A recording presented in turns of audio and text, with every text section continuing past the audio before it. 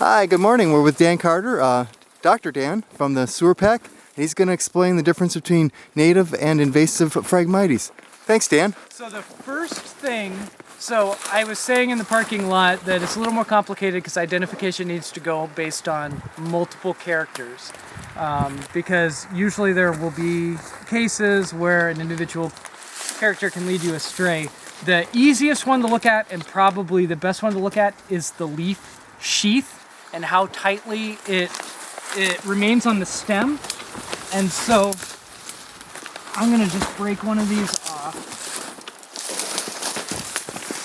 And you want to be looking fairly low on the stem. So what I mean by the leaf sheath is there's this layer that separates. That's a leaf sheath. And this is the stem that it covers. So during the growing season, this is a grass, and the leaves on a grass have a sheath. So the leaves start down here and they have a sheath that goes up, and then they come out at a right angle in a blade. So the leaf has two parts, a blade and a sheath. On the exotic strain, this sheath holds onto the stem really tight, and it does that through the growing season, and it lasts into the winter, and even now it's late January, there are still sheaths here, and they're still surrounding the stem. And so that is the best thing to look for.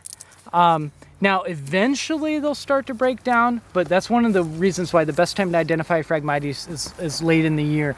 The native strain has sheaths too, and if they're in a really sheltered location, they might tend to hang on a little bit. By the end of the growing season and going into the winter though, they fall off, or if they're still on there, they just come off really easy. This is a little tricky to pull off, right?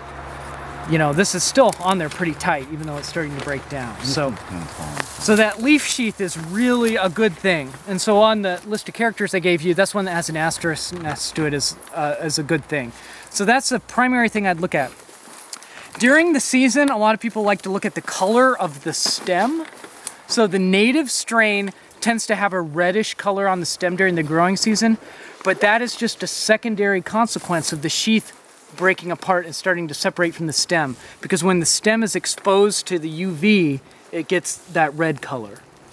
But if for some reason that hasn't happened, or if the lower parts of the plants are more shaded than normal, it might not be very obvious. So if you think you've got the native and you see the red, but you go on other traits, that red just sort of reinforces it. The exotic strain, the sheaths are on there tight, but sometimes they don't completely cover the stem. So the sheath is attached down here at the bottom, and it comes up and it surrounds the stem, and